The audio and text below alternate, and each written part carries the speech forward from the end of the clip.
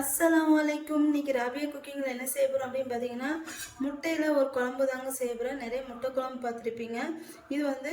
இது ஒரு முட்டையில் ஒரு புளிக்குழம்பு மாதிரி செய்ய போகிறேன். வாங்க எப்படி செய்யுதுன்னு பார்க்கலாம்.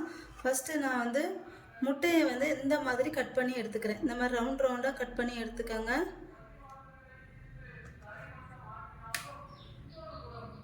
நான் 3 முட்டை எடுத்திருக்கேன். இந்த 3 முட்டையை இந்த மாதிரி கட் பண்ணி எடுத்துக்கலாம்.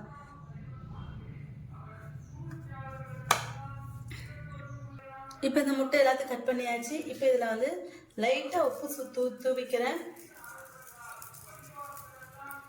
அடுத்து மைதா மாவு இல்லை கார்ன்ஃப்ளவர் மாவு ஒரு ஸ்பூனு. நான் மைதா மாவு தான் எடுத்திருக்கேன். இப்போ இதை இந்த மாதிரி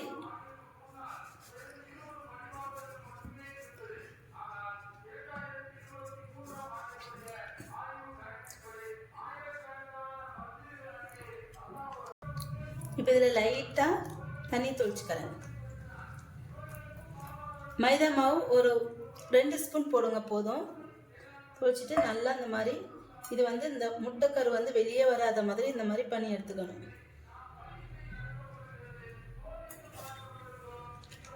பாருங்க, இந்த மாதிரி கலந்து வச்சுக்கணும். இது முட்டைக்கரு வெளியில் வராமல் இருக்கிறதுக்கான இந்த மாதிரி பண்ணியிருக்கேன். இப்போ இதை பொரிச்சு எடுத்துக்கலாம். இப்போ ஒரு தோசை தாவா வச்சுருக்கேன். இதில் கொஞ்சமாக எண்ணெய் ஊற்றிக்கலாம்.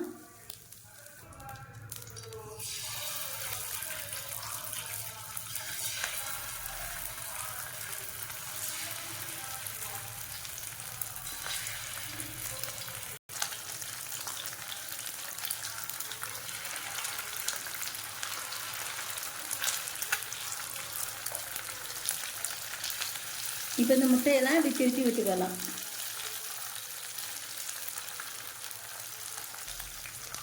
மைதா மாவு ரொம்ப சேர்க்காதீங்க. குழம்பு அதுக்கு கெட்டு போயிடும். அதாவது கெட்டு போயிட்டோன்னா குழம்பு டேஸ்ட் இருக்காது. அதனால் கொஞ்சமாக போட்டுக்கோங்க. இன்னும் ஒன்று பண்ணலாம். மைதா மாவு ஒரு ஒரு பாத்திரத்தில் போட்டு கொஞ்சமாக தண்ணி ஊற்றி கொஞ்சமாக லைட்டாட்டு கரைச்சி விட்டுட்டு இந்த முட்டையை முக்கி எடுத்து இந்த மாதிரி எண்ணெயில் இந்த மாதிரி தோசை தவாலே இதிலே போட்டு எடுத்துக்கலாம். அந்த மாதிரியே செய்யலாம். இப்போ இது எல்லாத்தையும் நான் எடுத்துடுறேன். அந்த முட்டை எல்லாத்தையும்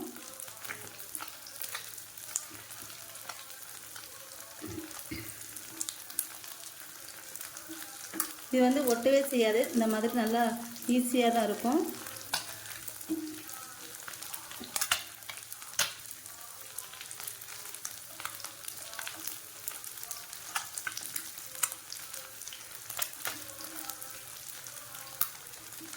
இப்போ இது எல்லாத்தையும் எடுத்துறேன். அடுத்து ஒரு பேன் வச்சுருக்கேன். இது நல்லா காஞ்சதுக்கப்புறம் இதில் எண்ணெய் ஊற்றிக்கலாம். இப்போ இந்த எண்ணெய் காஞ்சதுக்கப்புறம் நான் கொஞ்சமாட்டு வெந்தயம் போட்டுக்கிறேன், ஒரு 1/4 ஸ்பூனு. அடுத்து கடுகு சேர்த்துக்கிறேன்.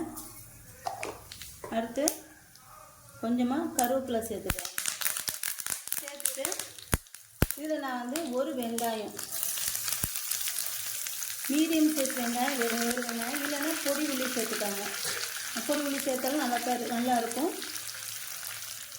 ஒரு 6 பல் பூண்டு, 6-7 பல் பூண்டு. அடுத்து வெங்காயம், மீடியம் சைஸ் வெங்காயம். இப்போ இது எல்லாத்தையும் சேர்த்து நல்லா வதக்கிக்கணும். இது நல்லா வதங்கட்டும். இப்போ இதில் ஒரு ஸ்பூன் மிளகாத்தூள் சேர்த்துக்கிறேன். பாருங்க, வெங்காயம் நல்லா வதங்கிடுச்சு. இந்த மாதிரி வதங்கியிருக்கணும். வதங்கினதுக்கப்புறம் இதில் மிளகாத்தூள் 1 ஸ்பூனு. அடுத்து 1/4 ஸ்பூன் மஞ்சள் தூள் அதையும் சேர்த்துட்டு, அடுத்து இதில் நான் ஒரு 3 தக்காளி அரைச்சி வச்சுருக்கேன். அதை சேர்த்துக்கிறேன்.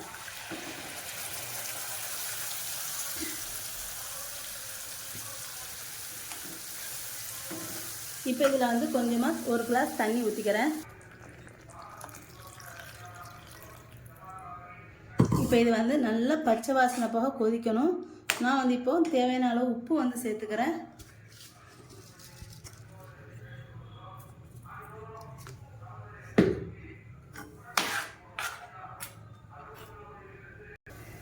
இப்போ இதில் வந்து காரக்குழம்பு மசாலா வந்து 1 ஸ்பூன் சேர்த்துக்கிறேன்.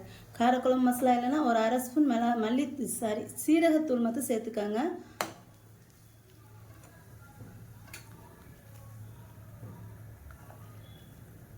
அவ்வளோதாங்க. இப்போ இது நல்லா கொதிக்கணும். அடுத்து வந்து இதில் கடைசியாக நான் வந்து ஒரு 1/4 கப்பு தேங்காய் பால் வந்து ஊற்றிக்கிறேன்.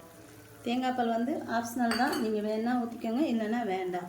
இதே தேங்காய் பால் ஊற்றினா நல்லாயிருக்கும் டேஸ்ட்டு வந்து, அதனால் நான் வந்து ஊற்றிருக்கேன்.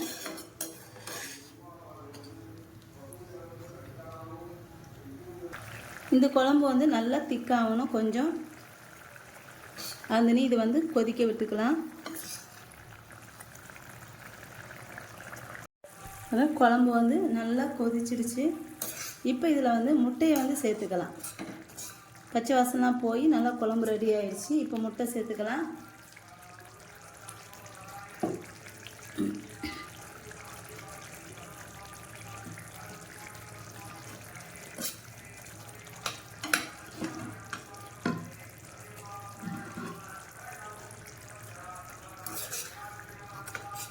முட்டை போட்டதுக்கப்புறம் 1 நிமிஷம் கொதிச்சுக்கணும். குழம்பு வந்து கொதிச்சதுக்கப்புறம் இறக்கிடலாம்.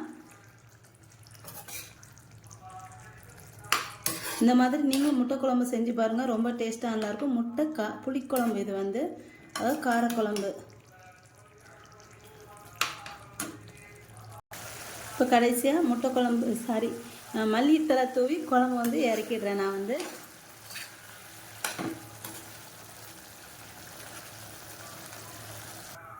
சூப்பரான முட்டை குழம்பு வந்து ரெடி ஆயிடுச்சு. என்னோட இந்த வீடியோ உங்களுக்கு பிடிச்சிருந்தா லைக் அண்ட் கமெண்ட் ஷேர் பண்ணிக்கோங்க.